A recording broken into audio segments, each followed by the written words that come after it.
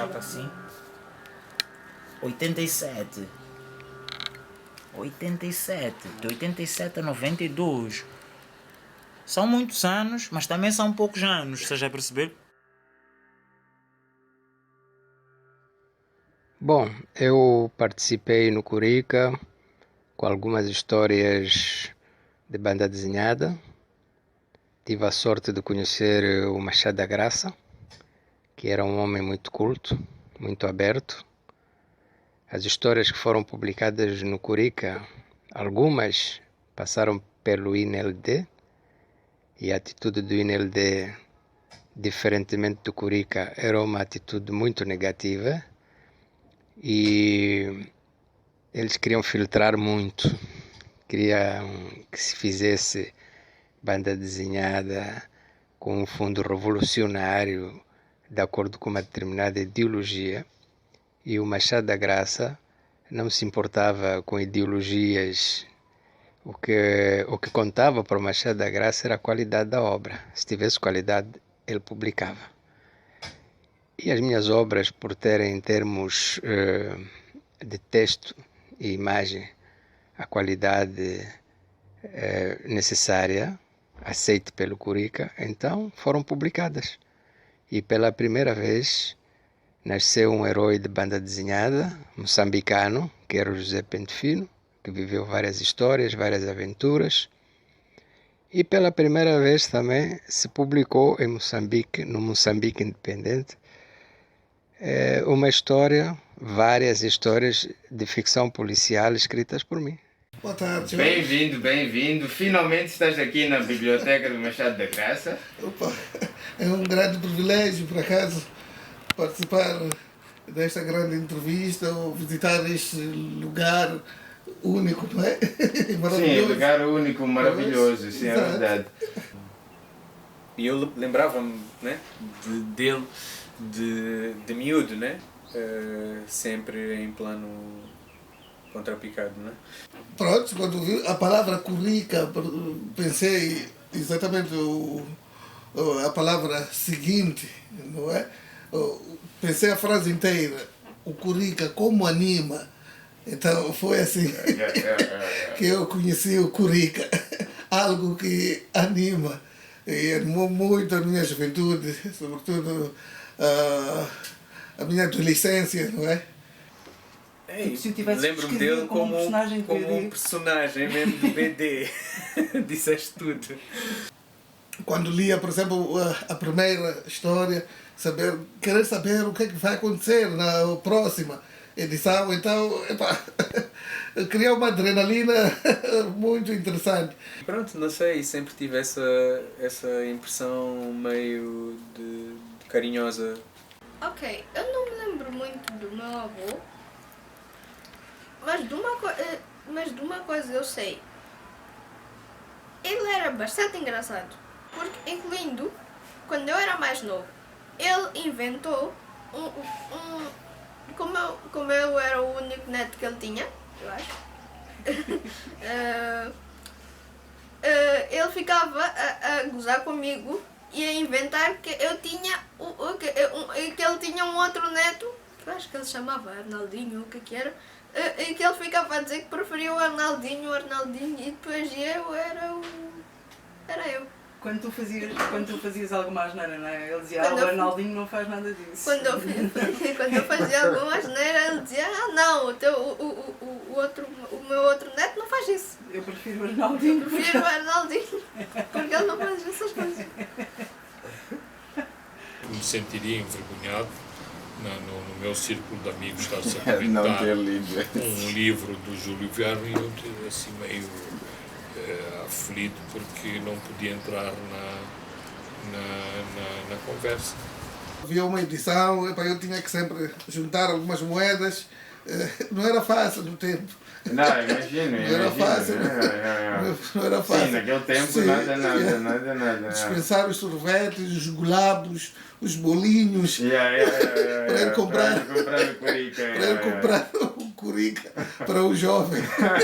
Uma pessoa devorava um livro em 24 horas, porque se chegava à rua e não sabia o que se tinha passado com cão chamava-se Tim, não sei o quê. Uma pessoa ficava toda embaraçada, portanto, tu tinhas que ler os livros. Os outros liam para comentar. Foram mandadas para aqui, mas ele, porque todos a gente sabia que ele estava a fazer banda desenhada, simplesmente enviaram. E eles sempre o Machado da Graça sempre trabalhou com a ideia que, olha, se tem qualidade, vamos publicar. Né? Então, uma coisa que na minha experiência com a Curica é que por eu ser de uma por eu ter nascido precisamente no ano em que a revista deixou de ser publicada, eu só descobri a revista muito mais tarde. Embora já tivesse uma relação desde os tempos de puto com banda desenhada, porque nos anos 90 que eu comecei a encontrei um exemplar. Eu lembro-me perfeitamente. Então havia um semáforo, havia um senhor onde a malta comprava livros, e foi aí que eu encontrei pela primeira vez uma edição da Curica. E lembro-me que essa edição era na Macura.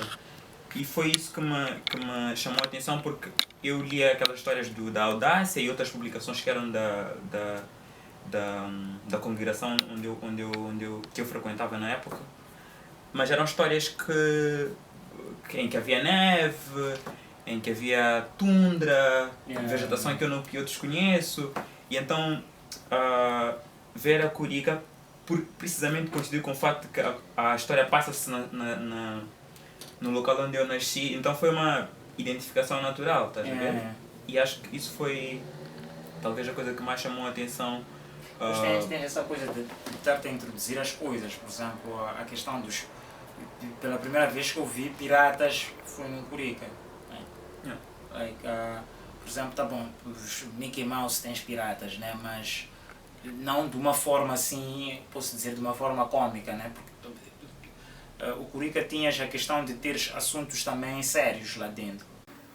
Gosto de ser o herói, da sensação de ser o herói, não é verdade? Nós estamos a ler ali, queremos ser um herói perfeito, não é? Sempre estamos à procura daquele herói perfeito, não é? Então, tanto moralmente, fisicamente, um pouco de tudo, não é?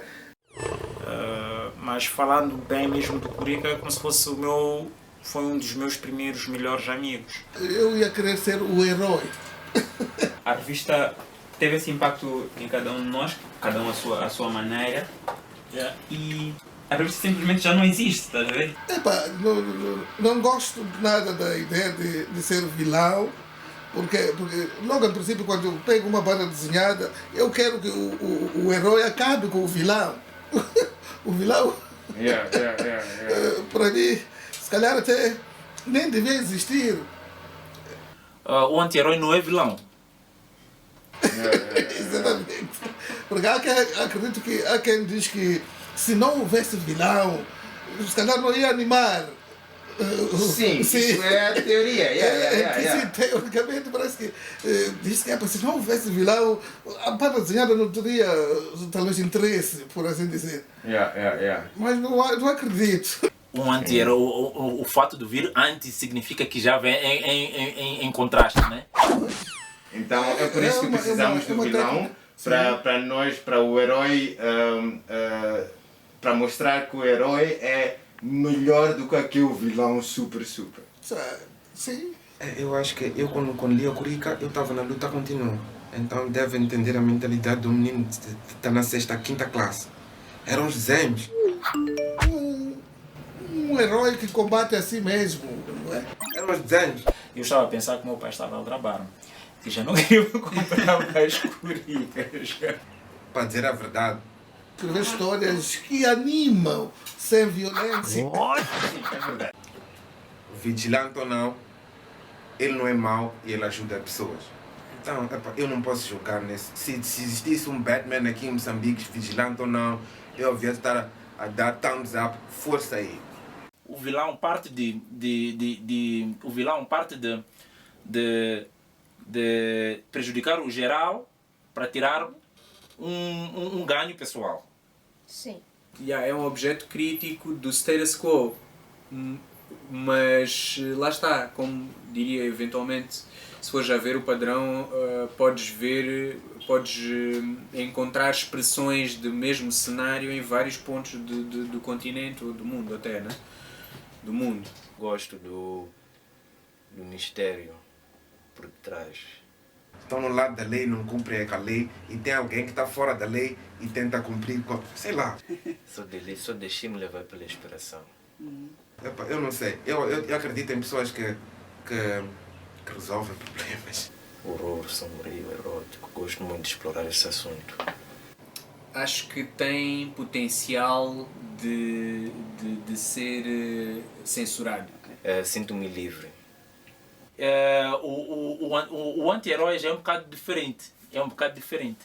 Sim, eu sei. Eu concordo contigo. Só estou a acrescentar algumas coisas.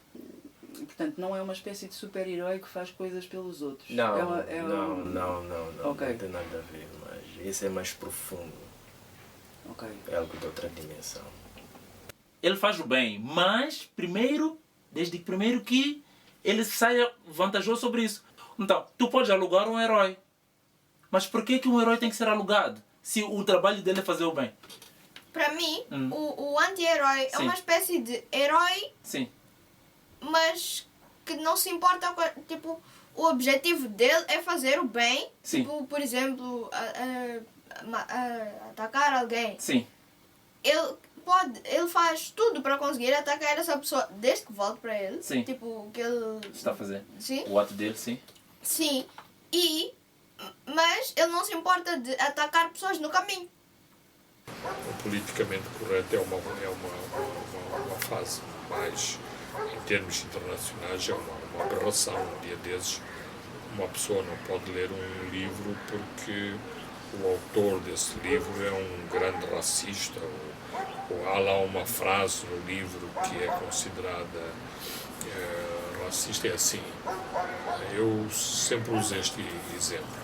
Se nós não colocarmos o Bungunyana no seu devido contexto histórico, o Bungunyana era um déspota, uma pessoa sanguinária, matava pessoas porque ele tinha poder para dispor sobre a vida das pessoas, mas este era o costume da época e era a época desta pessoa. Isto não deixa de ele ter um papel importante em termos de resistência anticolonial, e tendo dito isto do Bungunyana, partamos para uma figura mais internacional, tipo Napoleão Bonaparte. Quer dizer, o Napoleão Bonaparte, a Declaração das Nações Unidas dos Direitos Humanos, não tem qualquer semelhança, mas é por isso que é preciso ver as coisas no seu devido contexto, senão vamos sempre ler tudo de uma forma errada. Agora, o herói, ele simplesmente tem códigos próprios, isto é, ele realmente preocupa-se, está a perceber? Preocupa-se com o geral, mas no fim ele é o único que tem que sair a ganhar. E na banda desenhada, é claro que está esclarecida a história da Frelimo, início da luta de libertação, mas eu também gosto de ver do lado do domínio colonial, que é a história deles, como eles colonizaram a cidade, como eles geriram os escravos, e o autor na história retrata muito bem isso. Eu consigo ver como os portugueses se relacionavam com os indígenas, depois o desenvolvimento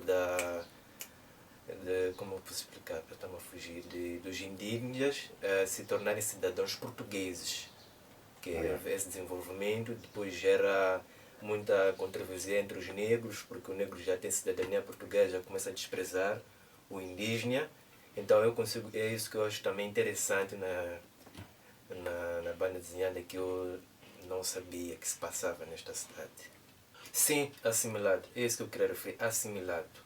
Foi a partir de Curica que comecei a ganhar mais gosto pela leitura, porque livros praticamente, meu pai tinha uma vasta biblioteca, mas quem gostava de ler os livros era a minha irmã mais velha. Eu não estava muito interessado naquilo, então a Curica fez-me ler mais.